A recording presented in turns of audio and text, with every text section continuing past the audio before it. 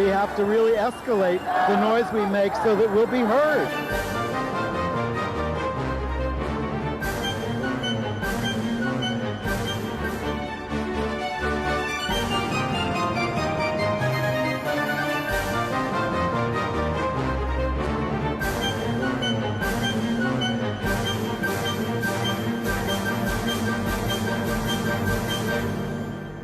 Welcome to Gay USA. I'm Andy Hum. I'm Ann Northrup, keeping my distance from Andy because I have a cold. Okay. Sorry. Feel better. We have a lot of news to talk about, and we hope we can get through it.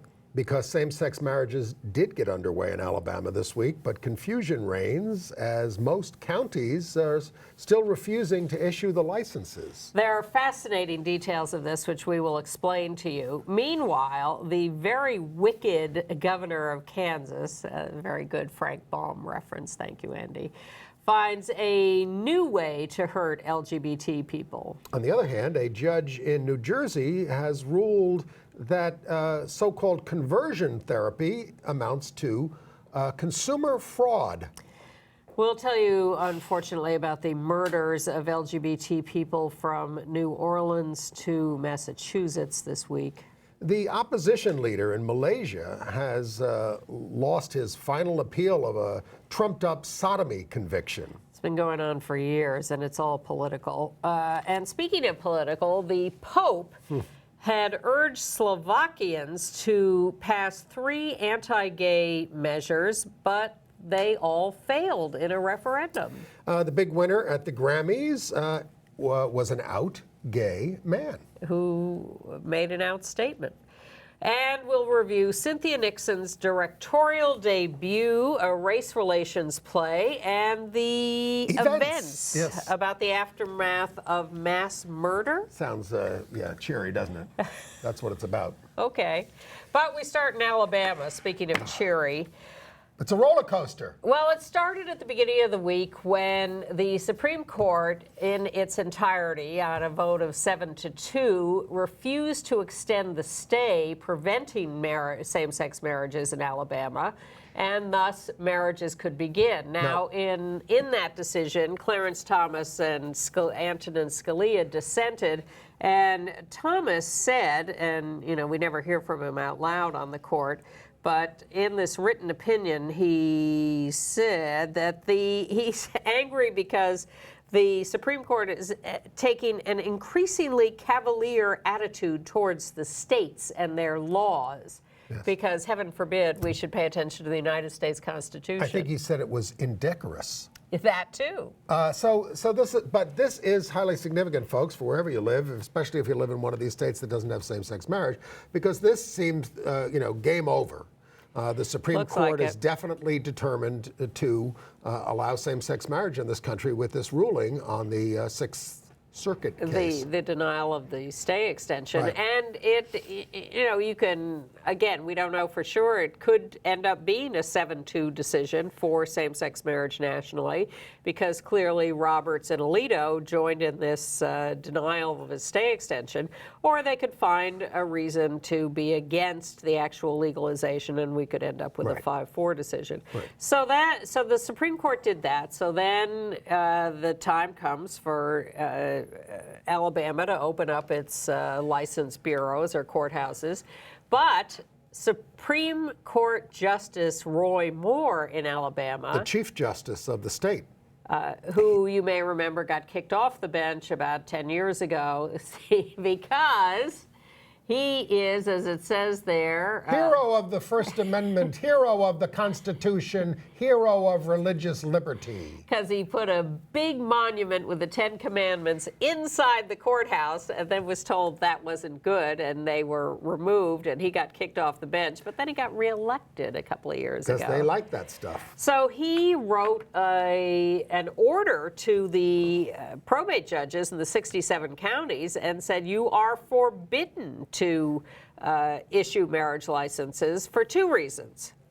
This is state law, and the federal court doesn't have jurisdiction over it. Right, and this one federal court judge's decision does not control all of you, and the Supreme Court doesn't have the right to define marriage. Now, he's right about the first one in terms of the federal court decision only applying to the plaintiffs in that case. He's wrong, of course, we think, about the Supreme Court's ability to define marriage. There's also something called the Supremacy Clause, which says that federal court decisions certainly, and even he acknowledges, Roy Moore acknowledges, that once the Supreme Court rules on this, that's it. He said, of course, marriage will still be only between a man and a woman. You can't change that, but we will have to follow the law once the Supreme Court rules. But I do want to go to the first point about the federal court decision. We talked about this last week, but it remains true that as even Judge Grenade, who issued the decision from her federal court bench declaring the anti-same-sex marriage law in Alabama unconstitutional, in fact, technically, it only applies to the plaintiffs in the case, but what she did was just lift the statement by the Florida judge who ran into this same thing that said, yes, technically this may only apply to these plaintiffs, but the decision that the Alabama law is unconstitutional rests not on my decision, it rests on the U.S. Constitution. So the rest of you may try to resist issuing these licenses, but any other couples in any of your territories can simply come into court and ask to have the law overturned in their case, and they will win. And in fact, some plaintiffs denied at the license bureaus. Including the primary plaintiffs in the case. Exactly. Humphrey and... Searcy. No, not Searcy. Sampson, I think. Sorry. Were denied in Mobile. 23 of the 67 counties are issuing, as we tape on Wednesday afternoon, licenses to same-sex couples.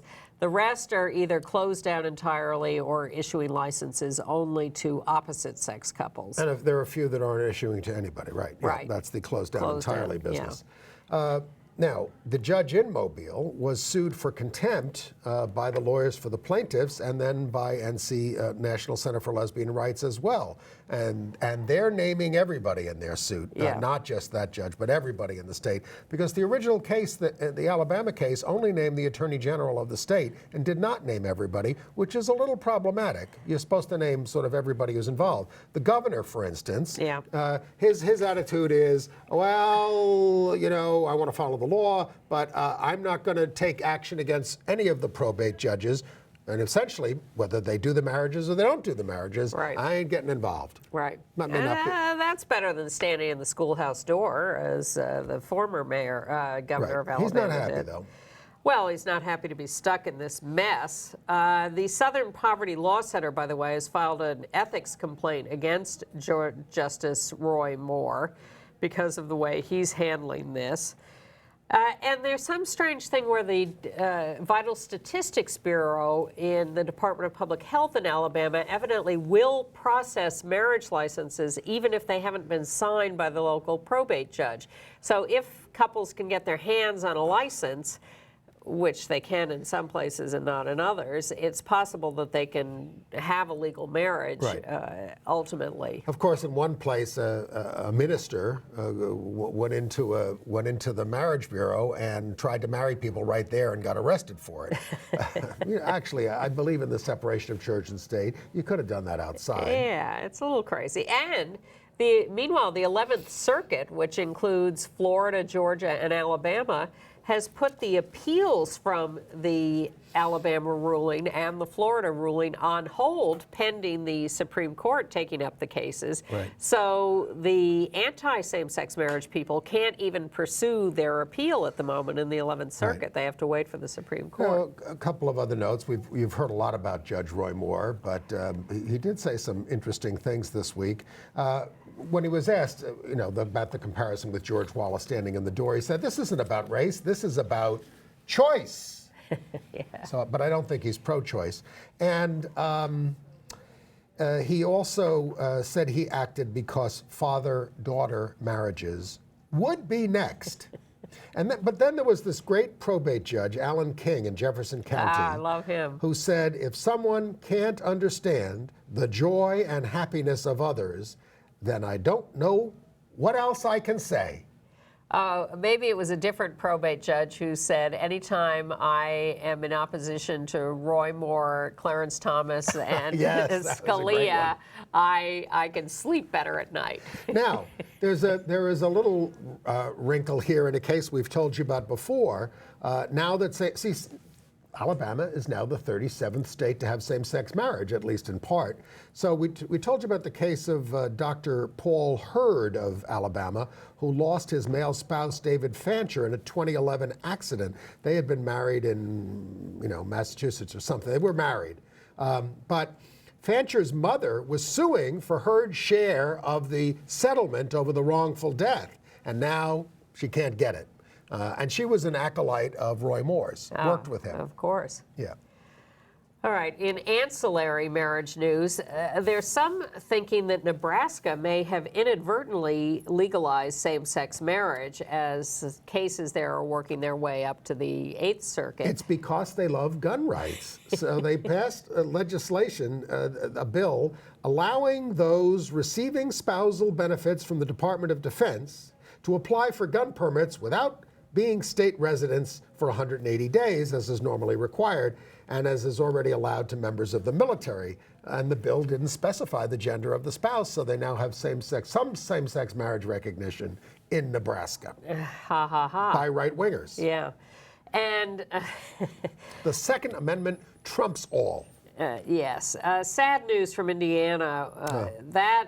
The original marriage case there, or one of the original ones, was brought by a lesbian couple under an emergency request because one partner was dying of ovarian cancer. It was Nikki Kwasny, 38, and she did die. She is survived by her wife, Amy, that's Nikki there in the hospital. She's survived by her wife, Amy Sandler. They married in Massachusetts in 2013.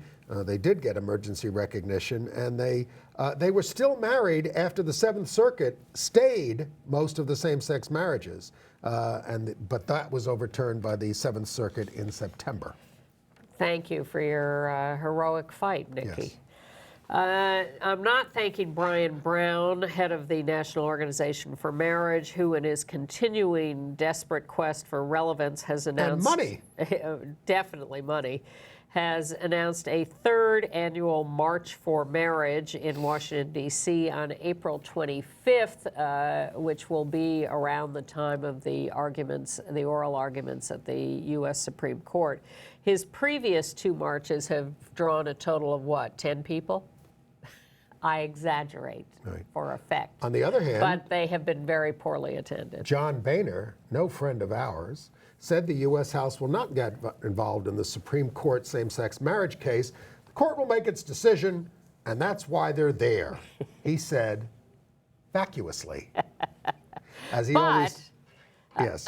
Democrats from both the U.S. Senate and U.S. House will file an amicus brief at the Supreme Court supporting same-sex marriage, as will the Department of Justice, and as will the Human Rights Campaign, in concert with Robbie Kaplan, the lawyer who won the Windsor case, striking down the part of DOMA, the Defense of Marriage Act, that forbade federal recognition of same-sex marriages. Now, I'm very cynical, and I see this effort by HRC as an attempt to gather names for their mailing list. Right, sure.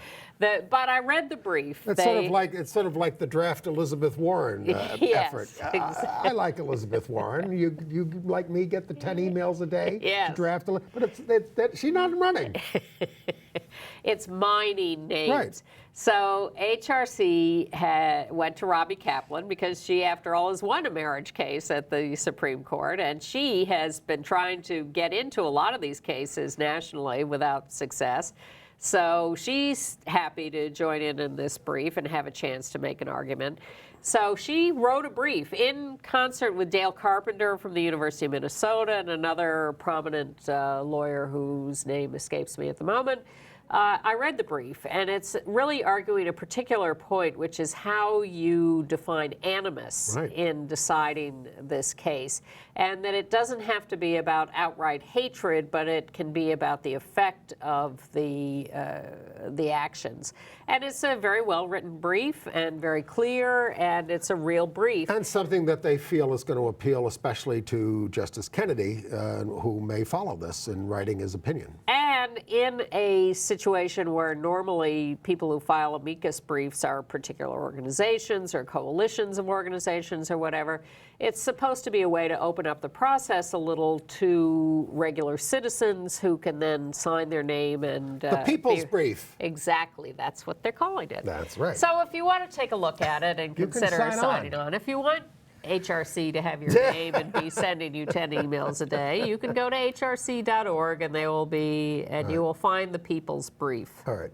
We've told you what's happening in Alabama, a little update in Kansas, where now 84% of residents have access to their legal right to same-sex marriage in their counties. Well, yes and no. The state does not to get married. The state does not recognize it, however, and the ACLU is trying to fix that in a suit. Yeah, things are a little dicey here and there. In South Dakota, attorneys are asking the judge there to lift the stay in the wake of the Alabama having its stay not kept in place. Then there's the little gossipy controversy this week related to the Axelrod book about Obama. Yeah. Where David Axelrod has written a book called Believer. Yeah. Believer. Believer, but not Belieber. Someone made a joke about it being a Justin Bieber book. Oh, I see. Where he talks about a lot of stuff. You know, he ran Obama's campaigns and was very much on the inside. So one of the stories he tells is that Obama was not really telling the truth in 2008 when he ran for president the first time and said he was not in favor of same-sex marriage, and sat down with Rick Warren and said, to me, God is in the mix and it's, you know, man-woman. And sort of blew the whistle on Obama as making a political decision not to come out for same-sex marriage when... At the urging of David Axelrod. Exactly.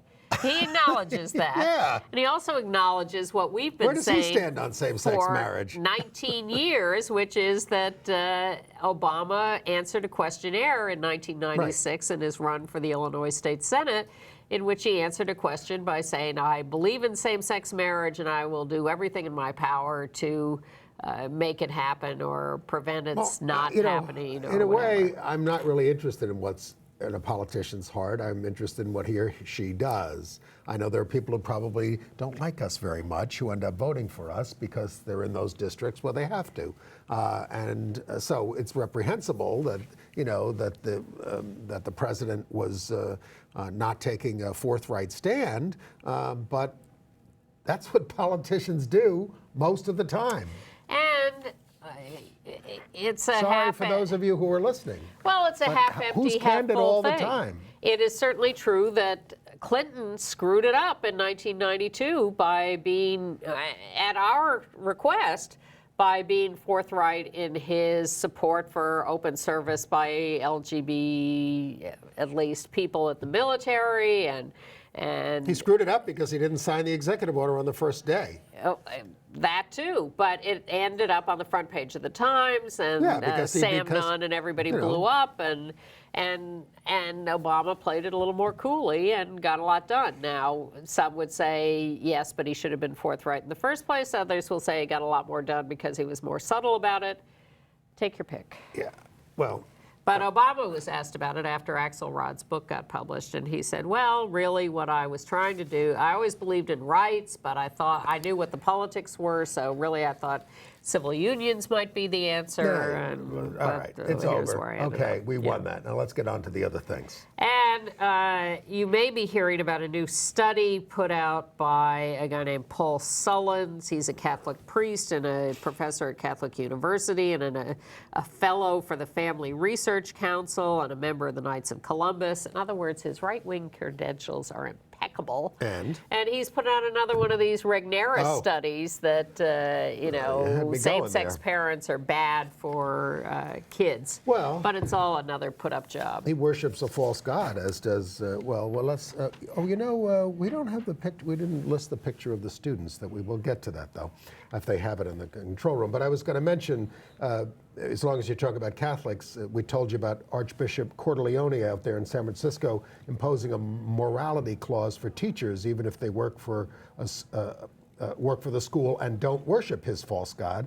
And hundreds of students protested at St. Mary's Cathedral on February 6th then. And there's going to be a kiss-in there at the cathedral on February 21st. And the 10 a.m., St. Mary's Cathedral in San Francisco. The Archdiocese has a new Office of Catholic Identity Assessment. Sounds very 1984. Certainly does. But they're not alone in that. The Mormon Church went ahead and excommunicated the blogger, the web podcaster, John Dehlin, this week because he supports same-sex marriage and better roles for women in the church, and he has now been formally excommunicated. But better news for California. The Senate there wants a statue of Sally Ride in Statuary Hall in the U.S. Capitol. Each state gets two. California has Father Junipero Serra and Ronald Reagan, who were two pretty deep racists, so one of them has to go if they're going to put Sally Ride in there. I think they're getting rid of Father Serra.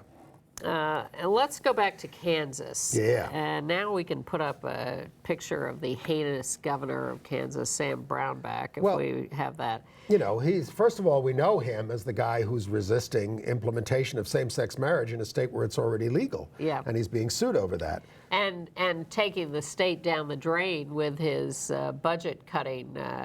And he had a close re-election as a result in a state overwhelmingly Republican. Yes, but unfortunately won re-election. But he discovered that former governor, Democratic governor Kathleen Sebelius, had done an executive order protecting LGBT state employees from discrimination. So he rescinded it. He says, well, you know, we just want to get everything in. We don't want to confuse people on the outside. We just want to get everything in line with what the law is and all this kind of stuff. He is a pig. There will be a demonstration this Saturday at noon at the state capitol against this action. Any of you in Kansas may want to attend. And in Arkansas, the Senate has passed one of these no local non-discrimination laws if the protected parties are not already covered by state law. The Senate passed this 24-8. Yikes. It now goes to the House. This is the same law that Tennessee passed and has gotten away with so far. That's terrible. Because it doesn't explicitly target LGBT people, although that is its intention. Doesn't that matter? What, that it does? Yeah. Well, if you can prove it, if you can prove animus, yes, then maybe you can do it. But Eureka Springs is trying to forestall this in advance.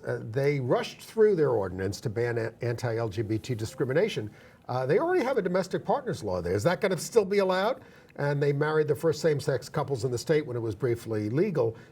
This makes Eureka Springs the only city with such a law. I think Fayetteville passed one and then rescinded it last year. The voters rescinded it. Yeah. Yeah, the city council passed it. And the Eureka Springs City Council, in addition to rushing through this non-discrimination bill, also explicitly condemned the effort at the state bill. So they're fighting in Arkansas. Better news from Wyoming, where the Senate there passed a bill banning discrimination on the basis of sexual orientation and gender identity 24-6, and Governor Matt Mead supports it. Now, it's on to the House, but the House has already passed one of those religious freedom bills, so I don't know enough about politics there to say whether this is going to pass the House. Well, it's certainly possible that they would pass contradictory bills. That wouldn't be the first time.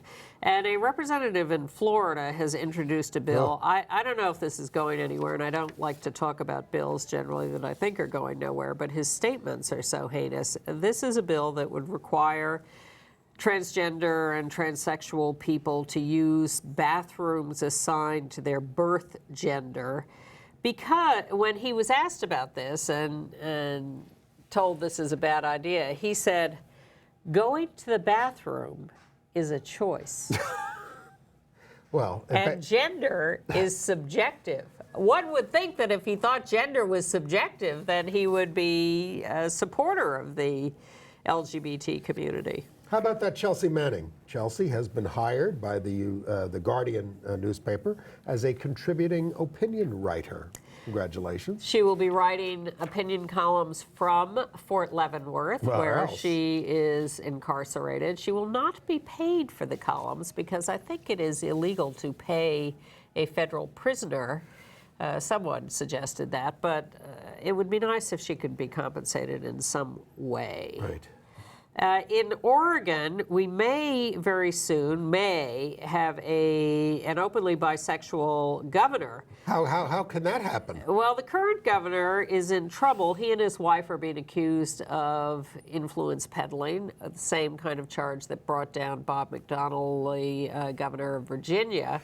After his governorship. Yes, but it started, I think, when he was still governor, and certainly the alleged crimes happened when he was governor. So the Oregon governor, on the other hand, is a Democrat, I believe, and a friend of ours, but he may be out of office soon. This is a prediction, not a fact yet, and he would be succeeded by the Secretary of State, Kate Brown, who is openly bisexual. Good news from New Jersey, where a court ruled that so-called conversion therapy, a group there called Jonah, which deals with Jewish folks who are usually sent by their parents to stop being gay, is guilty of consumer fraud because homosexuality is not a disorder. The judge said that Jonah offers stats for success, but did not track client outcomes.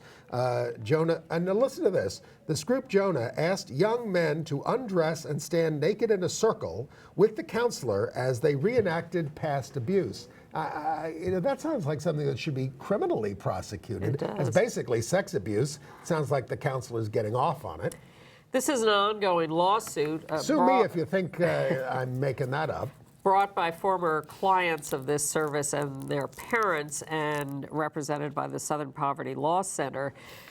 The suit is not over, although these intermediate determinations have been made. And my favorite part of it is that the judge rejected testimony by anti-gay witnesses, refused to let them testify because he said they're not experts, i.e. Joe Nicolosi and others who have been thrown out of the profession. You know, that happened in the Scopes trial, too, or at least in the movie Inherit the Wind, when he tried to bring up the scientific experts on evolution, and the judge said, that's not an issue here. That's not what we're talking about. All right. Well, this judge said these guys are not experts on anything. They're frauds, and they're not going to be allowed to testify as experts. Speaking of testimony, in Nebraska, the Judiciary Committee there heard hours of testimony on a bill to ban discrimination based on gender identity and sexual orientation. The Catholic Bishops group testified against it, and the bill faces a tough road to victory this year. We talked last week about a new Republican head of a committee in the Senate or something, or maybe it was a guy in the House who was doing heinous things. The head of the Human Rights Committee who said that gay rights aren't human rights? Yes. Well, Texas Senator John Cornyn is the new chair of the Judiciary Subcommittee on the Constitution.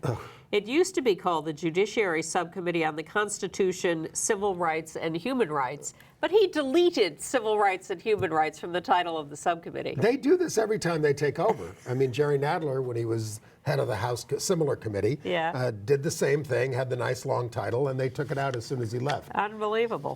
In Montana, the House there tabled a bill 10-10 to officially end the ban on same-sex marriage. But at least it went 10-10.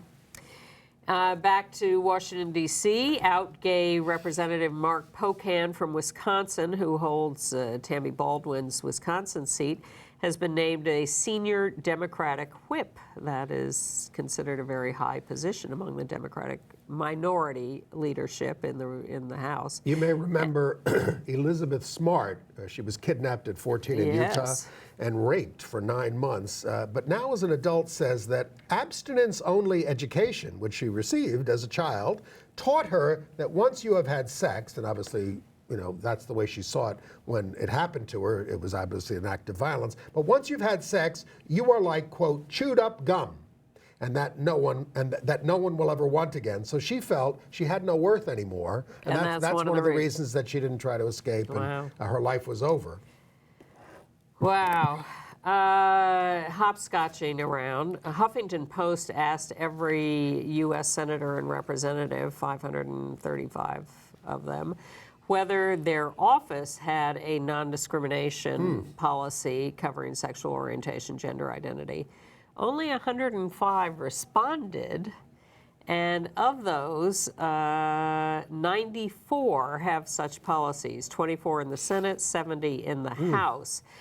Steny Hoyer, who is the second in command among the Democrats in the House, and the LGBT caucus have now asked everybody to sign on. It doesn't speak well for the prospects of a federal LGBT rights bill. Well, the Congress is very reluctant to impose any rules on itself, even theoretical ones. So even if they pass laws controlling other people, they generally exempt themselves. You know, they have their own special health insurance plan. Right.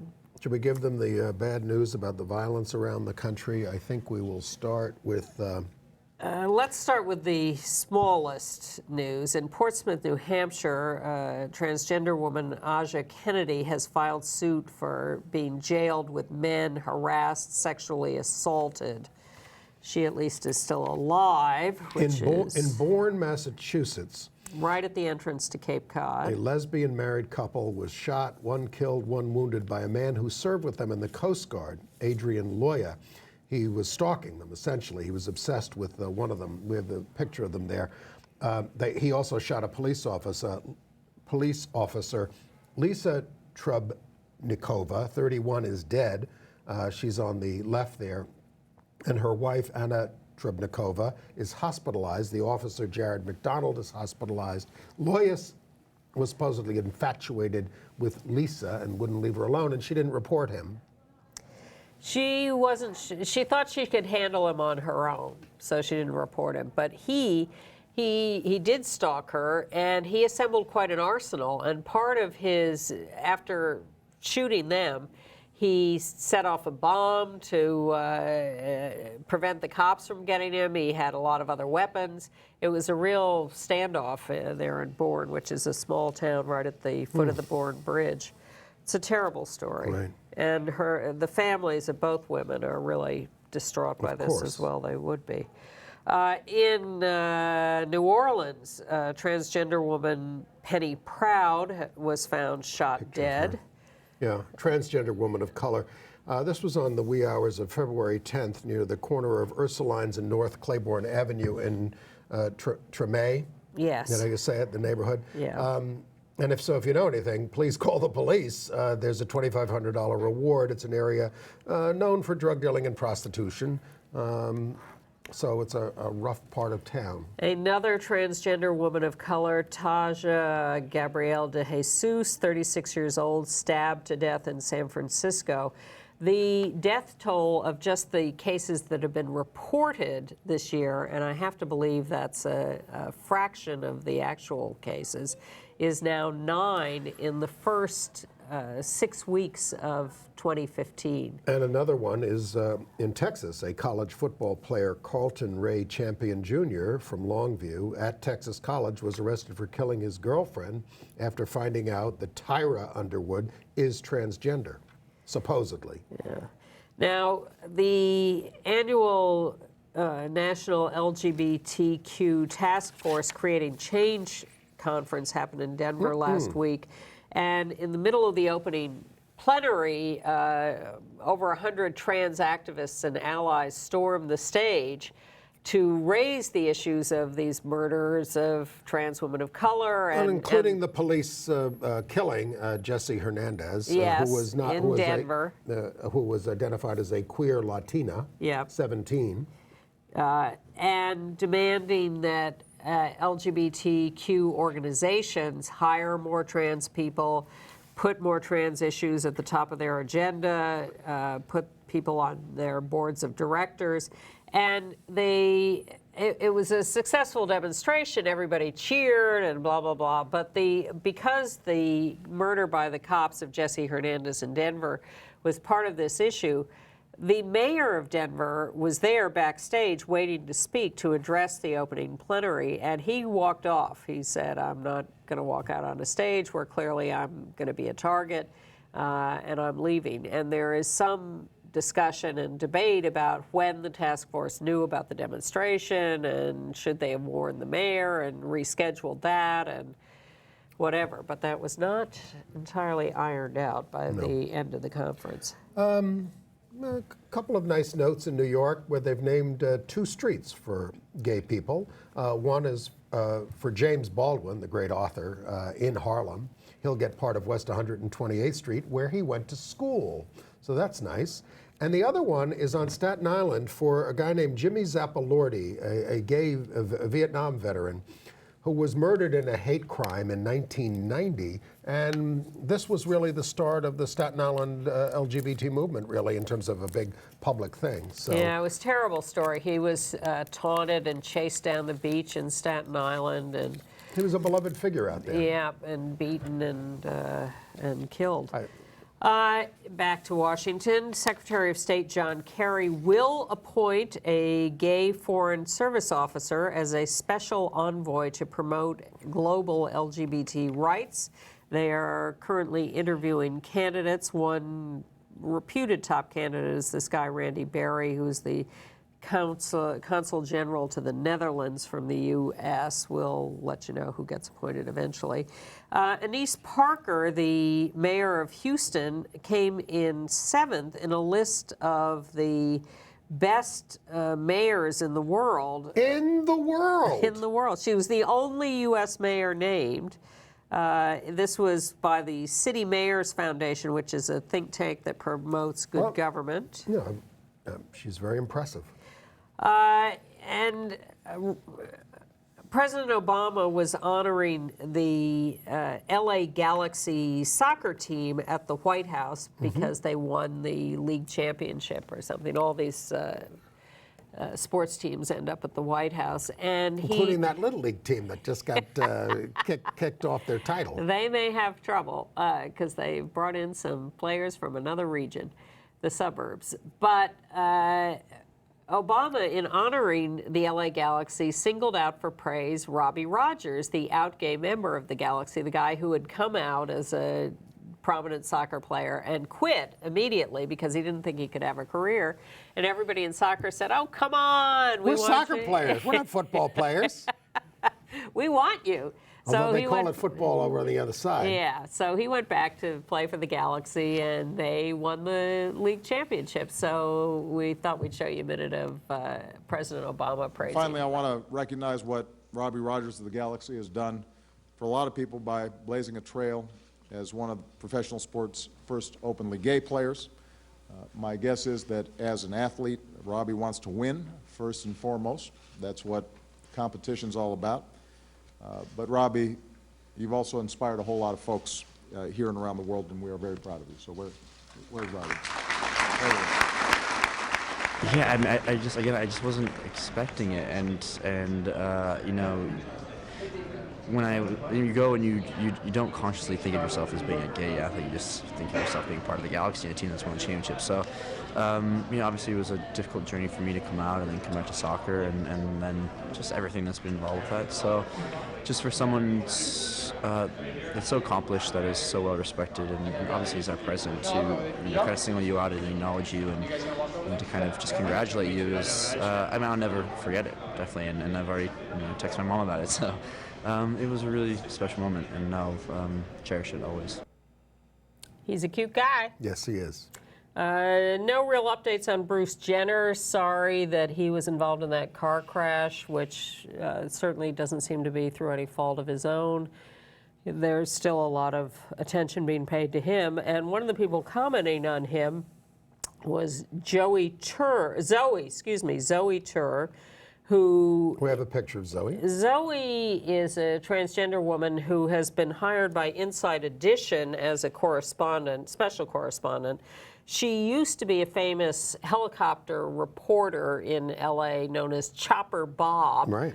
And most famous for starting the O.J. Simpson chase of him in the white Who can forget? SUV. But there's some controversy over Zoe commenting on Bruce Jenner. Some of her comments were not considered politically correct. Zoe was saying things like, come on, you're our sports hero, you know, get out there, we need you. Yeah. Blah, blah, blah, blah. Well, I'm in favor of that. Yeah. And Zoe's daughter, Katie Tur, is a very good correspondent for CBS. Yeah. Did you see this story about the new GLAAD Harris polls, that there's a lot of public support for our issues like same-sex marriage or non-discrimination, but personally people still feel more discomfort than that. Point I've been trying to make to you for a long time. I totally agree. Yes. There is a lot of animus out there, Yes. or discomfort that people still have. They still have it with kissing. I mean, one viewer sent us clips from Days of Our Lives. I never saw so much. I've always said, God, on soap operas, they're always showing people in bed and really going at it, but not with the gays. The gays get a quick kiss and they cut. This one went on forever, and it went on. You know, segment. Well, it was clips. Yeah, clips, I know. Yeah. It was throughout the whole show. Yeah. They were in bed the whole time. Yeah. They went at it a couple of times. And there's a lot of that on primetime now, evidently, too. So that will, I think, help people get over it. We are in a process of desensitization. Yes. That is what we need. So our goal, some of our goals anyway, is to be routine. Yeah, well, to be equality to us means that we are homosexuality is regarded as equivalent to heterosexuality in its normalcy. Now there are people who say, why would we give up our specialness to be so routine and boring? But nonetheless, it's safer. 30 years ago on this show, I spent 5 minutes kissing my boyfriend to try to desensitize people to it. It didn't work. It contributed. Every little bit helps. Right. And congratulations to Larry Kramer. His new book is being published shortly, The American People, Volume 1. Volume 1 is for my about heart. 750 pages. 800. Oh, my goodness. But there's a Kirkus review. Yeah. Breathtakingly well written. Yeah. That's what they have to say about it. Yes, they do. And Larry, of course, is being honored by GMHC, which he is often Larry founded GMHC and then was thrown off the board. And he's getting... I stood outside GMHC one night with Larry protesting an event they were having. But anyway, he's obviously made peace for the come full moment, circle. although I'd love to hear his speech. What are you going to tell him, Larry, on March 23rd? He's getting the Larry Kramer Award. He is. They often do that. They name an award after someone, and that person gets the first award. Right. And I would like to mourn the death of Andrew Patner from Chicago. 55 years old, had a sudden bacterial infection and was dead in 2 or 3 days. Tell people who he was. Very well-known cultural critic, wrote for the gay press there, the mainstream press, was on the radio, music critic, drama, really across the board. Beloved Chicago figure, very nice guy. One of the founders of the Chicago chapter of the National Lesbian and Gay Journalists Association years ago, Andrew Patner, 55, very, very missed in Chicago. Okay. International news. Yep. Well, the Pope met with some Slovakian visitors over a week ago, and he told them, because they were having this big referendum on gay stuff, to, quote, continue their efforts in defense of the family, the vital cell of society. So they ended up putting him on a billboard here in Slovakia to support the referendum. And by the way, the Pope also said in that meeting, every family needs a father. That's a little self-serving on your part, Padre. I mean, 'cause, you lead a patriarchal church. What about all those single mothers? The Pope has been invited to speak. We're going to talk about what happened in Slovakia, but the Pope's been invited to speak to the United States Congress during a U.S. visit in late September, who leads this anti-gay religion. The wall between church and state is continuing to crumble. Of course... You could say that about the Netanyahu speech, too. Please. They may cheer the Pope on social issues, the right-wing Congress, but I wonder how they're going to respond to some of his wealth inequality statements, although they're picking that up, too, in Republican lingo. Wow. They're referring to it. They just think the answer is give rich people more money. Exactly. They've always thought that. So they held this vote in Slovakia, and they have a rule in Slovakia that you have to have 50% of the population turn out to vote before the result of the vote is considered legal and legitimate. Well, guess what? Only 21.3% of the population turned out to vote. Now, the people who turned out, 90% voted for the anti-gay measures, but it didn't pass because people stayed home. And that was apparently our strategy on our side, was to say stay home. Well, it worked. Congratulations, Slovakia. Although you still can't get married in Slovakia, and it's a very Catholic country. You might be able to get married soon in Nepal. Several years ago, the highest court there declared that LGBT people must be given equal rights. 2007. It takes them a long time to do things over there. Because the government is very... It's very high altitude. No, it's that the government is very fractured, a lot of different parties, and it's very hard to get anything done. Well, a year after the court decision, the court ordered a study done of how to proceed on these issues, and the study has just been published. That took 6 or 7 years. And it says that marriage between same-sex couples should be legalized, and non-discrimination laws covering sexual orientation and gender identity should be passed. Yes, but it's up to the government to act. And it would be the first Asian country to do same-sex marriage if they do. And then there's what's going on in Malaysia, which is a right-wing country. It's basically had the same government since independence, practically. Right. And the court up there upheld the sodomy conviction of the opposition leader, Anwar Ibrahim. He's 67, and he was sentenced to 5 years last year, and this was his final appeal. He was originally charged in 2008, and this is all about the politics of, he was a popular guy, he was an opposition leader, he was a top government official, but they wanted to prevent him from taking over, so they drummed up this charge. Well, he, in the courtroom, he says to them, you, judges, are partners in crime with this government. That's not going to get you a light... Sounds like Roy Moore. That's not going to get you a light sentence. But, I mean, the U.S. said it's deeply disappointed in the judgment, although we elevated relations with Malaysia last year. The sodomy... Trade. It's all trade. The sodomy accusation was brought in 2008 by a former male aide. Abraham is married to a woman. The sodomy laws are rarely enforced, but the accuser was known to have colluded with the government beforehand to set this up, put the semen on the rug. It's completely trumped up. Yep. But it's been upheld. There you are. So he's going to jail. Better news from, of all places, Ukraine. Here's a tiny ray of light. They were threatening to pass a Russian-style no gay propaganda bill. They canceled it. Who got to them? I don't know. Maybe this is their way of pleading to Europe and the U.S. for support. The U.S. is talking about sending troops or arms to Ukraine in their fight. Are we going to get in a war with Russia? Please, no. In Russia, an actor there, he's an American, but he's a star of a sitcom there called Interns, medical drama. His name is Oren. Oren. Yeah, Oren Byron, B-I-R-O-N. He has come out in New York Magazine. The show that he's on also stars homophobe Ivan Oklobistin, who has said that gay people should be put in ovens and burned alive. That's Oren's picture up there. And he got really, first he said, oh, maybe I should quit the show. Then he didn't. And now he's come out, and this is his way of doing it. But he's got a backup plan to live in Minnesota if it doesn't work out so well. Yeah, he's protected himself.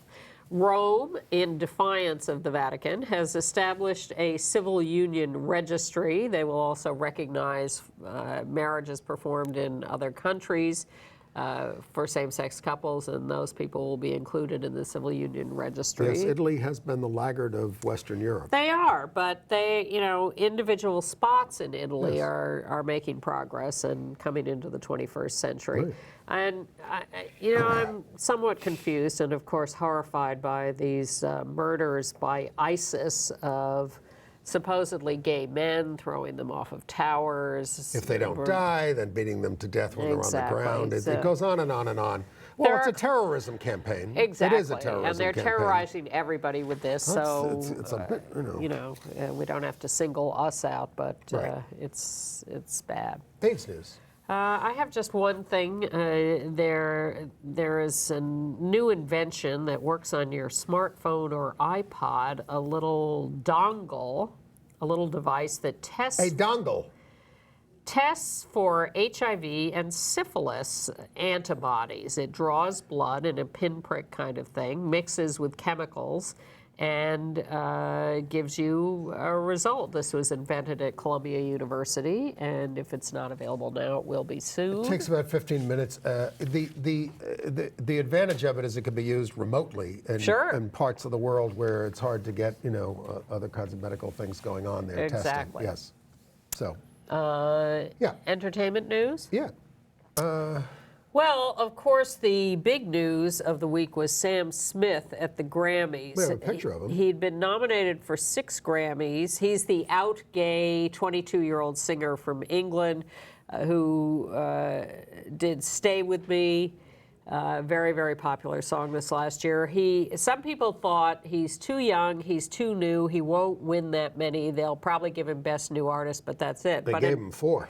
Best New Artist, Best Pop Vocal Album, Song of the Year, and Record of the Year. So when he picks up the award for Stay With Me, the song, he says, I want to thank the man who this record is about, who I fell in love with last year. Thank you so much for breaking up with me, for breaking my heart, because you got me 4 Grammys. He was pretty charming. But again, as in the Super Bowl, they took a gay song and they took the edge off it a little now, I love Mary J. Blige, and hearing the two of them sing Stay With Me together was just fabulous. It was wonderful. But, he could have sung it with a man. Katy Perry sang I Kissed a Girl with Lenny Kravitz. There's this little thing where people are not quite willing. It's because we're only 4% of the population, and other people buy the records. I guess so. The other interesting thing was this guy Hozier, whose name I hadn't known before this, but whose song I knew, Take Me to the Church, which was introduced sort of ironically as our spiritual section, but really it's about the horrors of the church. It's about the evil sins of the church. And the music video is 2 gay men kissing and being abused and all sorts of stuff. So go to YouTube and watch the video of Take Me to the Church. And you will see how this actually plays out. And it's a terrific song, but Hozier did it with Annie Lennox. Again, a spectacular performance. And Annie Lennox going on to sing Screamin' Jay Hawkins, I Put a Spell on You, was just mesmerizing. That was my favorite moment at the Grammys. Well, I was watching the BAFTAs, the British Film Awards, and of course that's always hosted by Stephen Fry, and he really plays the gay angle there of himself, and he's fast and he's good. He was getting kissed by all kinds of stars. He even got kissed on the lips by Cuba Gooding Jr. That was great. A couple of notes before we get to your reviews. Rosie O'Donnell leaving The View, divorcing her wife, Bunch of Broadway but being notes. kind of quiet about it. Yeah, a bunch of Broadway notes. Fun Home, the musical based on Yep. Alison Bechdel's graphic Soon. novel about growing up with her closeted father in a funeral home, starts previews on March 27th on Broadway. Laverne Cox is in a new CBS show, Doubt, as a transgender attorney. Mrs. Doubtfire, the cross-dressing Robin Williams hit movie, is being turned into a musical by Alan Menken, David Zippel, and Harvey Fierstein, who played Williams' brother in the movie. It's in the early stages. John Legend canceled a performance for a group at the Yeah. Beverly Hills Hotel out of protest of Brunei, the owners of the Beverly Hills Hotel, instituting Sharia law. Yep. Go ahead. George Takei, 77, is making his Broadway debut in October in a musical about the U.S. internment camps for Japanese Americans. He spent part of his childhood in one. I can't wait to see that. It's called Allegiance. It's And- played elsewhere, but it's coming here. And the brilliant William Finn musical Falsettos is returning to Broadway in the spring of 2016, but it's so good I'd recommend lining up now.